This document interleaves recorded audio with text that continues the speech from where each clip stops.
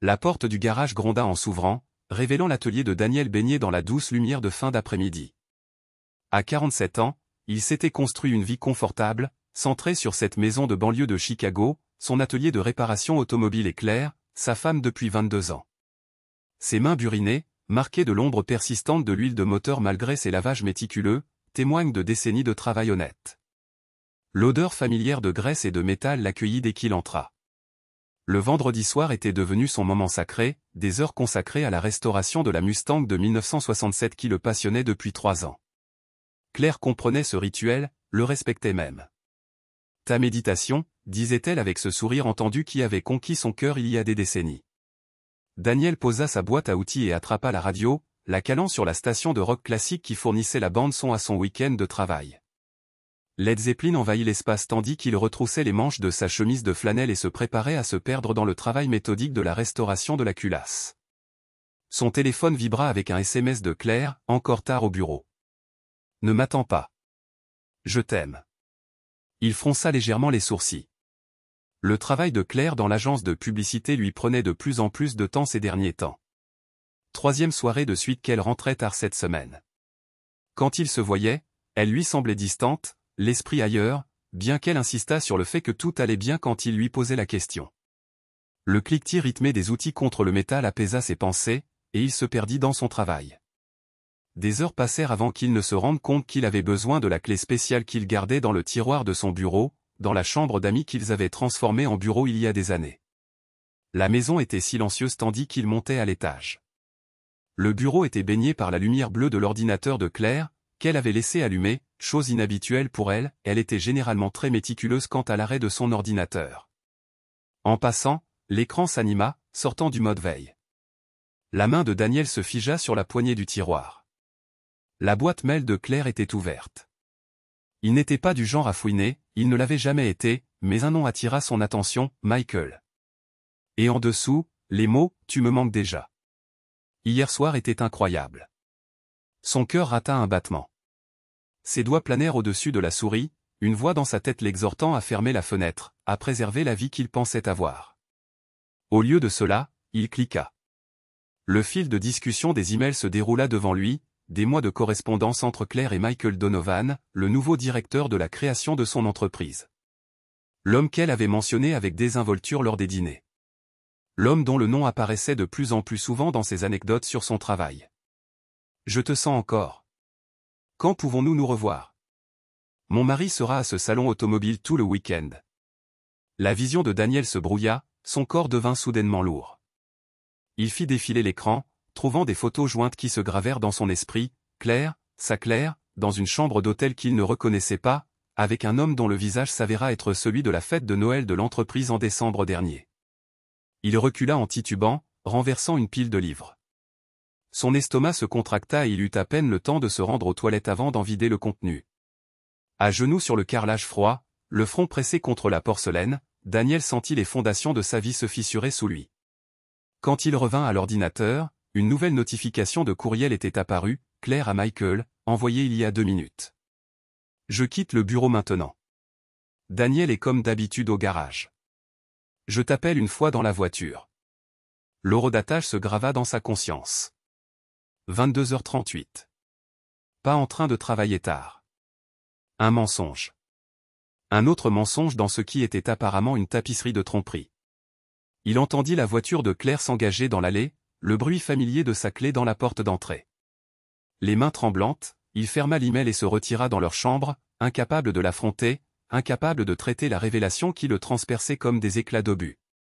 À travers l'entrebâillement de la porte, il la vit vérifier son maquillage dans le miroir du couloir, appliquer un nouveau rouge à lèvres et passer un coup de fil. « Salut, c'est moi » murmura-t-elle.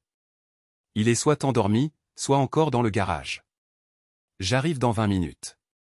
La porte d'entrée se referma et, quelques instants plus tard, le moteur de sa voiture démarra. Daniel se dirigea vers la fenêtre de la chambre et regarda les feux arrière de son Audi disparaître au bout de la rue. Dans le silence soudain de leur maison vide, Daniel sentit une froide lucidité l'envahir. 22 ans de mariage. La vie qu'ils avaient construite. La confiance qu'ils n'avaient jamais remise en question. Tout cela, un mensonge. Il retourna à l'ordinateur et copia systématiquement chaque email, chaque photo, chaque preuve de la trahison de sa femme. Puis il s'assit dans le noir, attendant, planifiant, une froideur s'installant dans sa poitrine là où la chaleur avait vécu aussi longtemps qu'il pouvait se souvenir. Le sommeil échappa à Daniel cette nuit-là, la suivante et encore la suivante. Claire rentra à la maison peu après 2 heures du matin, se glissant dans le lit à côté de lui alors qu'il simulait le sommeil, son corps portant le parfum d'une eau de Cologne inconnue. Chaque respiration à ses côtés était comme un couteau qui se tordait dans ses côtes. Les jours passèrent comme dans un brouillard d'incrédulité et d'une rage grandissante. Il suivait ses routines comme un fantôme, ouvrir sa boutique le matin, réparer les voitures avec une précision mécanique, fermer, rentrer à la maison. Claire remarqua le changement chez lui, mais l'attribua au stress, lui offrant des platitudes sur le fait de prendre des vacances avec une inquiétude qui sonnait désormais creux à ses oreilles. « Ça va ?» demanda-t-elle un soir pendant le dîner, sa main tendant vers la sienne à travers la table qu'ils avaient choisie ensemble pour leur 15e anniversaire. Daniel la regarda vraiment, cherchant des signes de la femme qu'il pensait connaître. Ses yeux bleus se plissaient toujours au coin quand elle se montrait inquiète. Ses cheveux blonds, maintenant striés d'élégants reflets argentés, captaient toujours la lumière de la même manière. Mais derrière la façade familière se cachait une étrangère. « Juste fatigué » répondit-il, retirant sa main avant qu'elle ne puisse le toucher. La nuit, il restait éveillé, repassant des moments de leur mariage, cherchant des signes qu'il aurait pu manquer. Y en avait-il eu d'autres avant Michael? Depuis combien de temps était-il un imbécile? Les questions le tourmentaient, le privant de repos, d'appétit, de toute semblance de paix. Sous la douche, il s'effondra, pressant son front contre le carrelage tandis que des sanglots secouaient son corps, le bruit masqué par l'eau courante. Son chagrin laissa place à une rage qui le poussa à frapper le mur jusqu'à ce que ses jointures saignent, puis à un vide abyssal qui l'effraya par son immensité. Il commença à surveiller ses mouvements, notant les réunions tardives qui coïncidaient avec les absences de Michael, les voyages d'affaires qui ne nécessitaient aucune documentation officielle. Le schéma était indéniable, et chaque nouvelle découverte enfonçait le couteau plus profondément. « Je me disais qu'on pourrait aller à la maison du lac le week-end prochain, suggéra Claire un matin. Juste nous deux. Ça fait trop longtemps qu'on n'a pas eu de temps pour nous. Daniel fixa son café. La maison du lac, leur refuge depuis 2 décennies, l'endroit où ils avaient parlé de prendre leur retraite un jour. J'ai beaucoup de travail, marmonna-t-il. Daniel, s'il te plaît. J'ai l'impression que tu t'éloignes de moi. Sa voix se brisa avec ce qui semblait être une émotion sincère. Il leva alors les yeux, croisant son regard, cherchant la culpabilité qui aurait dû être là, mais ne trouvant que de l'inquiétude. Sa capacité à compartimenter, à vivre cette double vie sans remords apparents, le stupéfia. « Tu m'aimes, Claire ?» La question s'échappa avant qu'il ne puisse l'arrêter. Son expression s'adoucit. « Bien sûr que oui. Pourquoi tu demandes ça ?» Le mensonge coula si facilement de ses lèvres que Daniel faillit remettre en question sa santé mentale, faillit croire que les emails, les photos, les rendez-vous nocturnes étaient d'une manière ou d'une autre un terrible malentendu. « Pas de raison, dit-il, se levant de la table. Je vais réfléchir à la maison du lac. » Cet après-midi-là, dans le calme de son atelier pendant la pause déjeuner, Daniel appela finalement son plus vieil ami, Marc. « Elle me trompe, dit-il sans préambule quand Marc répondit. Un long silence. « Tu es sûr ?» Daniel détailla les preuves, sa voix se brisant une seule fois pendant le récit. « Putain, Dan. Je suis vraiment désolé. » Un autre silence. « Qu'est-ce que tu vas faire ?» La question resta en suspens. Que allait-il faire? Le divorce semblait la réponse évidente, mais quelque chose de plus profond, de plus sombre, s'agitait en lui. L'humiliation, la trahison, les années gaspillées, cela exigeait plus que des procédures judiciaires et un partage des biens. « Je ne sais pas encore, répondit-il honnêtement. Ne fais rien de stupide, le mit en garde Marc. Quoi que tu envisages, ça n'en vaut pas la peine. Mais alors que les jours se fondaient en semaines, et que la tromperie de Claire continuait sans relâche, la graine d'une idée prit racine dans l'esprit de Daniel.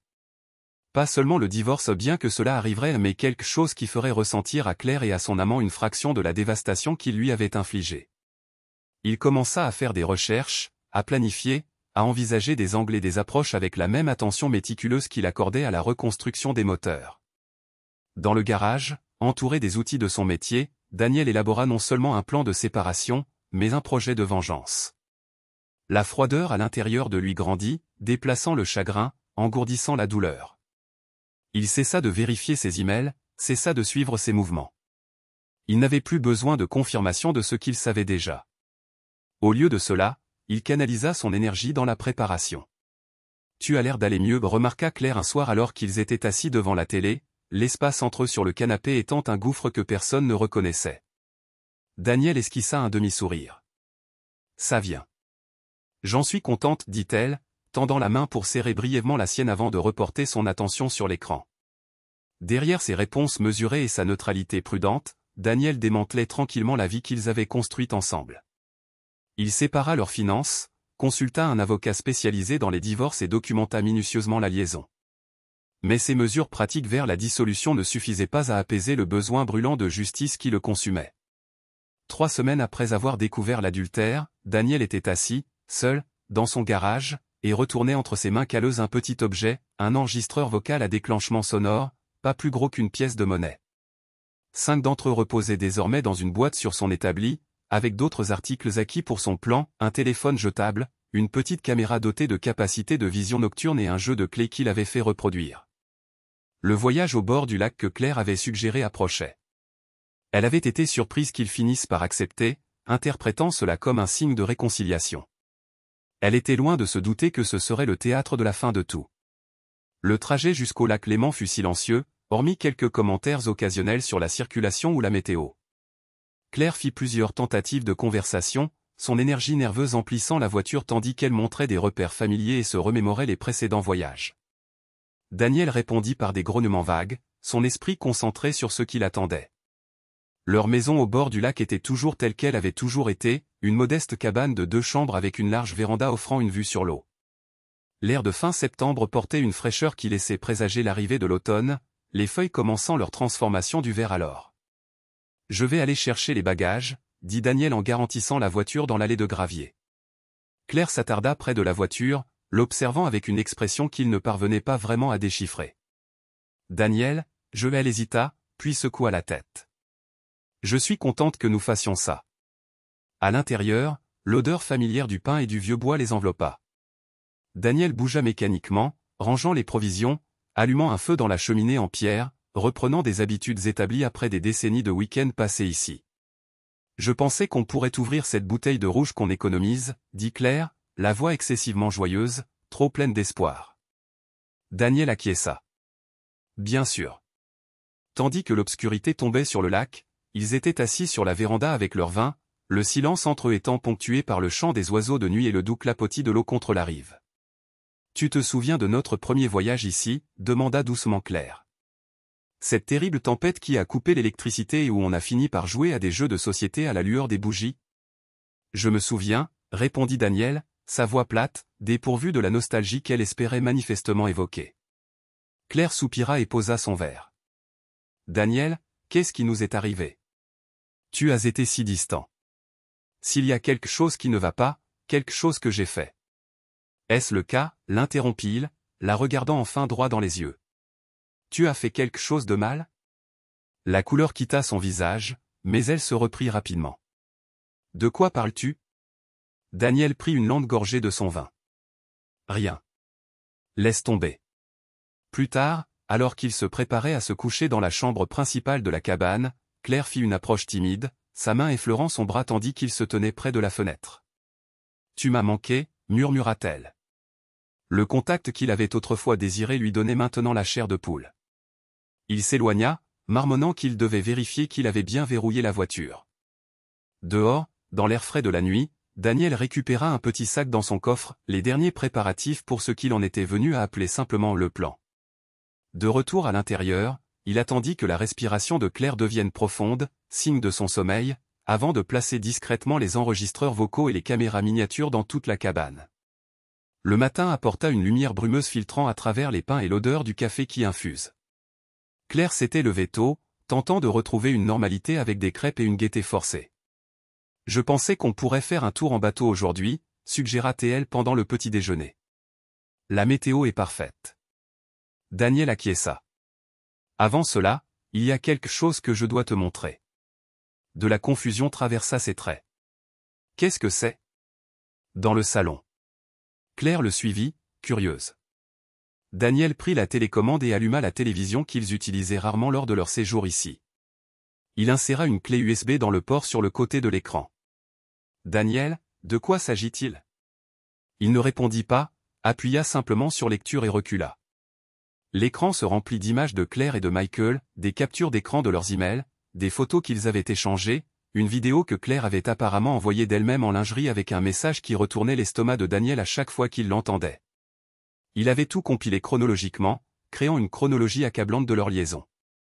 Claire se figea, la couleur quittant son visage. « Daniel, je... » Ne dis rien. Sa voix était glaciale. 22 ans, Claire. 22 ans de ma vie. Elle s'effondra sur le canapé, sa main couvrant sa bouche. Comment as-tu? Est-ce que ça a de l'importance? Daniel resta debout, regardant la femme à laquelle il avait promis sa vie. Tu as laissé ta boîte mail ouverte.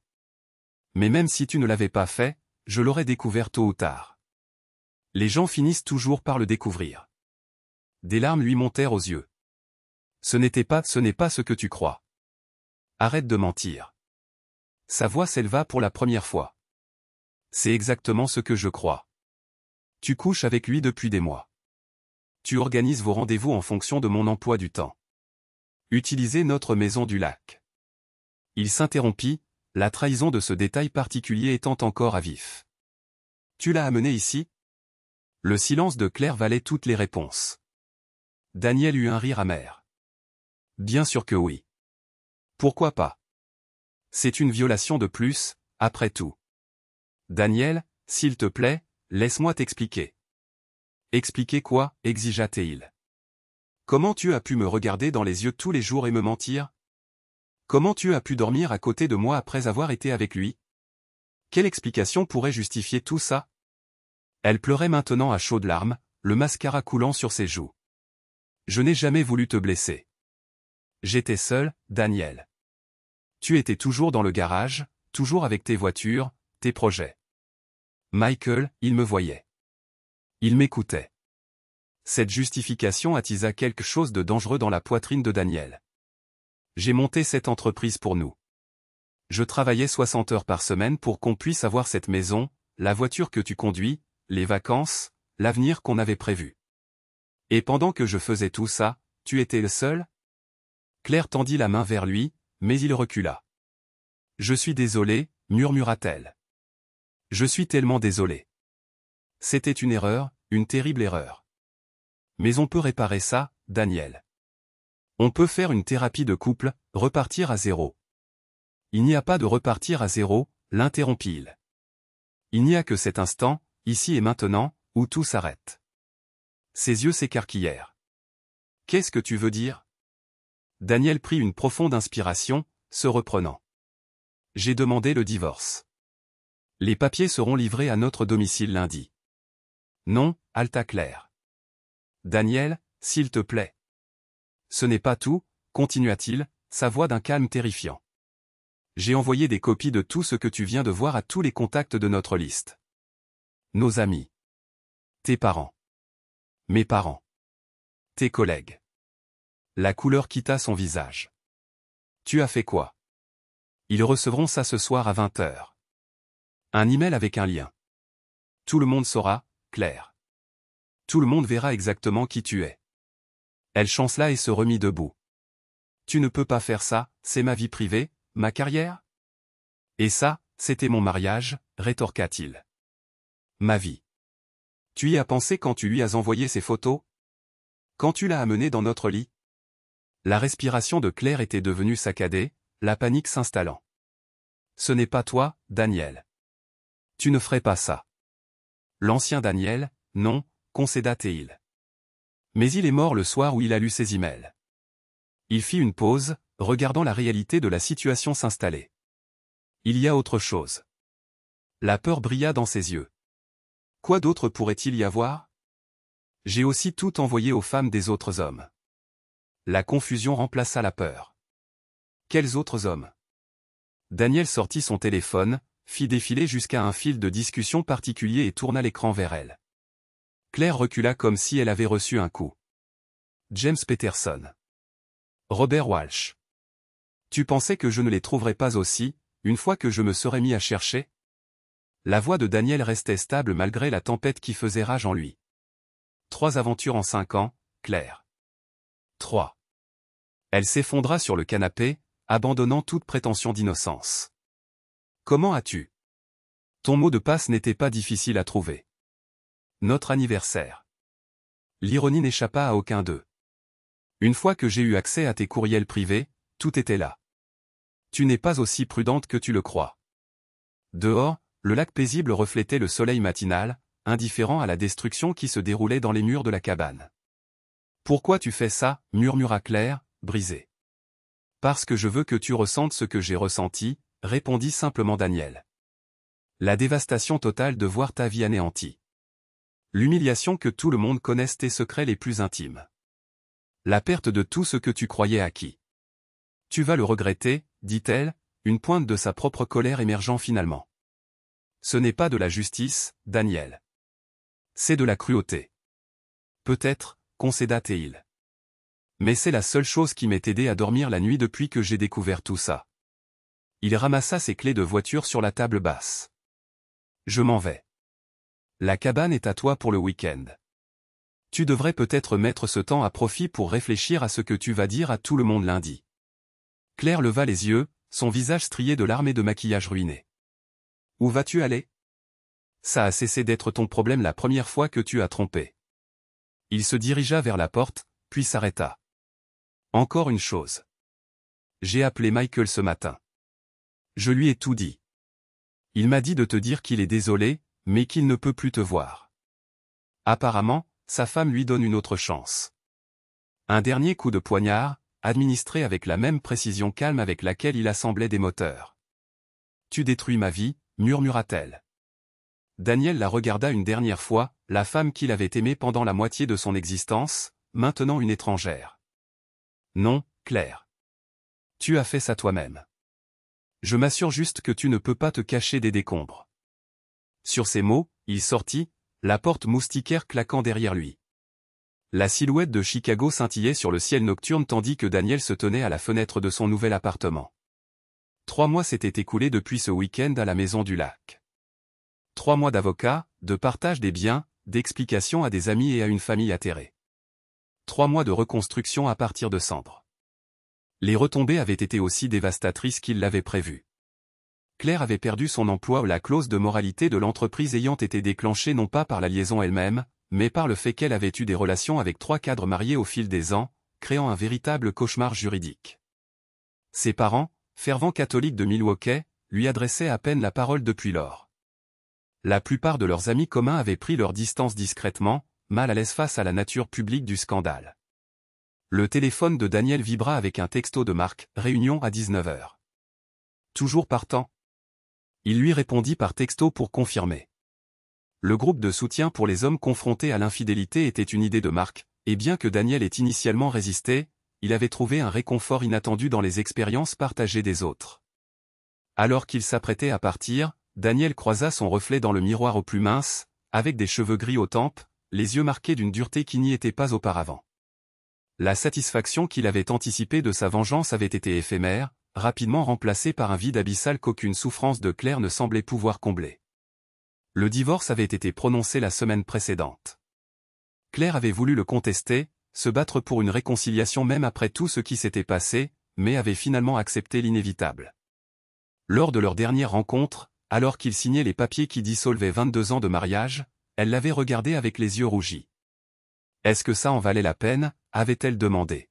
« De détruire nos 2 vies pour me punir ?» Daniel n'avait pas répondu. La vérité était qu'il ne savait pas. Sa vengeance avait été méticuleusement planifiée et exécutée sans faille. Claire avait perdu son emploi, sa réputation, beaucoup de ses amis. Il avait réalisé exactement ce qu'il avait entrepris de faire, lui faire ressentir la même dévastation qu'il avait ressentie. Pourtant, dans les moments de calme, seul dans son nouvel appartement avec ses meubles minimalistes et ses murs nus, Daniel s'interrogeait sur ce qu'il était devenu. La satisfaction froide avait cédé la place au doute, se demandant s'il avait permis à la trahison de Claire de le transformer en quelqu'un qu'il ne reconnaissait plus. Lors du groupe de soutien ce soir-là, entouré d'hommes à différents stades de parcours similaires, Daniel écouta un nouveau venu partager sa douleur brute et fraîche. « Je veux qu'elle souffre, avoua l'homme, la voix brisée. Je veux que tout le monde sache ce qu'elle a fait, ce qu'elle est vraiment. » Les mots résonnaient avec les pensées de Daniel d'il y a quelques mois, et il se surprit à parler avant de s'en rendre compte. « J'ai fait ça, dit-il doucement, attirant l'attention de tous.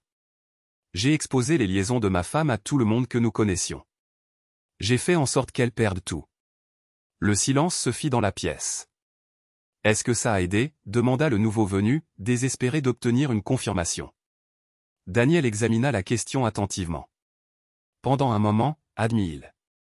Regarder son monde s'effondrer, c'était comme rendre justice. Mais après. Il s'interrompit, cherchant ses mots. Après, j'ai dû vivre avec ce que j'avais fait.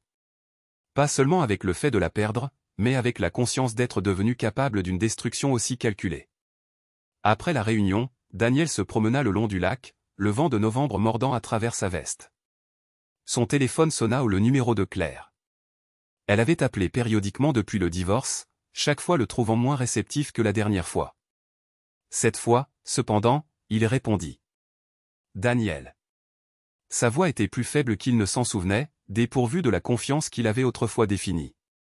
Je ne pensais pas que tu répondrais. Que veux-tu, Claire? Un silence. Je quitte Chicago. Je déménage à Portland pour habiter chez ma sœur pendant un certain temps. D'accord. Il n'était pas sûr de la réponse qu'elle attendait. Je voulais juste. Elle hésita. Je voulais te dire au revoir correctement. Et te dire que je comprends maintenant. Ce que je t'ai fait. La douleur que j'ai causée. Daniel s'arrêta de marcher, regardant les eaux sombres du lac Michigan. Il a fallu tout ça pour que tu comprennes? Oui, admit-elle. J'étais égoïste, Daniel. Tellement absorbé par mes propres désirs que je ne voyais pas ce que je jetais. Et je suis désolé. Pas seulement pour les liaisons, mais pour t'avoir considéré comme acquis toutes ces années. Les excuses qu'il avait autrefois désirées arrivaient maintenant trop tard, s'adressant à des blessures qui s'étaient cicatrisées d'une manière qui ne pourrait jamais guérir complètement. J'espère que tu trouveras la paix, Claire, dit-il finalement, se surprenant lui-même de la sincérité de ses paroles. Toi aussi, Daniel. Sa voix se brisa légèrement. Malgré tout, j'espère que tu retrouveras le bonheur. Après avoir raccroché, Daniel resta au bord de l'eau, regardant le jeu du clair de lune sur les vagues. La colère froide qu'il avait soutenue pendant des mois avait commencé à se dissiper, laissant derrière elle des questions sur qui il était maintenant et sur ce qui restait de l'homme qu'il avait été auparavant. 6 mois plus tard, Daniel vendit son entreprise de réparation automobile. Le travail qu'il avait autrefois aimé était devenu un rappel d'une vie qui n'existait plus. Avec le produit de la vente et sa part du règlement de divorce, il acheta une petite cabane dans le nord du Michigan, qui n'était pas sans rappeler la maison au bord du lac qu'il avait autrefois partagée avec Claire, mais qui, elle, n'était pas souillée par les souvenirs. Là, entouré de forêts et de silence, Daniel entama le lent processus de reconstruction non pas de la vie qu'il avait perdue, mais d'une nouvelle existence bâtie sur les fondations de ce qu'il était devenu à travers la perte et la vengeance. Il se remit à travailler de ses mains, non plus sur des voitures, mais sur des meubles fabriquant des tables et des chaises à partir de bois d'origine locale, trouvant un réconfort inattendu dans la création d'objets beaux et fonctionnels à partir de matières brutes. Par une matinée claire de printemps, alors qu'il ponçait le bord d'une table de salle à manger en merisier sur le porche de son atelier, une femme s'approcha le long du sentier qui reliait les cabanes éparses de la région. « C'est un travail magnifique, dit-elle en s'arrêtant à la limite de sa propriété. Daniel leva les yeux, plissant les paupières contre le soleil. « Merci. Je m'appelle Hélène, proposa-t-elle. J'ai acheté la propriété des Cooper en bas de la rue le mois dernier. » Daniel, répondit-il en posant son papier de verre. Bienvenue au milieu de nulle part. Hélène sourit une expression sincère qui atteignait ses yeux, d'un vert profond comme les pins environnants. C'est exactement ce que je cherchais. Ils parlèrent facilement, de son travail de photographe animalière, de ses meubles, des plaisirs simples de la vie loin de la ville. Quand elle partit, promettant de repasser, Daniel ressentit quelque chose qu'il n'avait pas éprouvé depuis longtemps, le frémissement discret d'une possibilité. Ce soir-là, alors qu'il était assis sur son porche et regardait le coucher de soleil peindre le ciel dans des tons orangés et violets, le téléphone de Daniel vibra avec un texto de Marc. « Alors, comment se passe la vie d'ermite ?»« Mieux que prévu, répondit Daniel. Puis, après un moment de réflexion, il ajouta, « Je crois que je retrouve enfin mon chemin. » Vers quoi? Il n'en était pas tout à fait sûr. Pas vers la personne qu'il avait été auparavant. Cet homme avait disparu, transformé par la trahison et ses conséquences. Peut-être vers quelqu'un de nouveau, quelqu'un qui portait les cicatrices de son expérience mais refusait d'être défini par elle. Alors que l'obscurité s'installait sur la forêt, Daniel pensa au chemin qu'il avait mené ici, la découverte, la douleur, la vengeance calculée qu'il avait consumée. Il pensa à Claire, qui recommençait de zéro à l'autre bout du pays, portant son propre fardeau de conséquences. Ils avaient tous deux perdu et tous deux survécu, changés à jamais par des choix irréversibles. Dans le calme de sa nouvelle vie, Daniel reconnut enfin une vérité qu'il avait évitée, la vengeance qui lui avait semblé si nécessaire, si justifiée, l'avait blessé autant qu'elle avait blessé Claire. La froideur requise pour l'exécuter avec une telle précision s'était infiltrée dans des parties de lui-même qu'il n'avait pas l'intention d'abandonner. Pourtant, ici, dans ce lieu paisible si éloigné de l'épave de son ancienne vie, Daniel sentit le premier élan timide de quelque chose qui ressemblait à de l'espoir, non pas pour oublier ou effacer le passé, mais pour avancer avec la sagesse durement acquise de quelqu'un qui avait touché aux ténèbres et choisi, enfin, de s'en éloigner. Le lendemain matin, il se réveilla tôt et commença à travailler sur une nouvelle pièce ou une petite boîte à bijoux complexe en érable et en noyer, conçue non pas pour un client en particulier, mais comme un témoignage de la possibilité de créer de la beauté à partir de la fragilité. Quand Hélène repassa cet après-midi, il lui montra son travail en cours. « C'est charmant, dit-elle en passant ses doigts sur le bois lisse. Mais que seront ces incrustations? Elle pointa des canaux étroits creusés dans le couvercle. Kintsugi, expliqua Daniel. C'est une technique japonaise. On répare la poterie cassée avec de l'or, en soulignant les dommages au lieu de les cacher. Je l'adapte à la menuiserie. Ces joints seront remplis de résine dorée. Hélène étudia le dessin. Faire des endroits brisés la plus belle partie, observa-t-elle. Daniel acquiesça, quelque chose se relâchant dans sa poitrine à sa compréhension. Exactement. Alors qu'ils se tenaient ensemble dans la lumière dorée de l'après-midi, Daniel ressentit un sentiment de paix qu'il avait fui depuis la nuit où il avait découvert la trahison de Claire. Non pas un achèvement ou une résolution où les dégâts causés ne pourraient jamais être réparés, la douleur jamais entièrement effacée, mais une acceptation de l'imperfection, de la fragilité comme faisant partie d'un ensemble plus vaste. Il avait survécu. Pas indemne, pas inchangé, mais intact dans ce qui comptait le plus. Et dans cette survie résidait la possibilité de recommencer, de façonner une vie qui reconnaissait le passé sans être emprisonnée par lui. Le chemin à venir restait incertain, mais pour la première fois depuis longtemps, Daniel se surprit à regarder vers l'avenir avec quelque chose qui ressemblait étrangement à de l'espoir.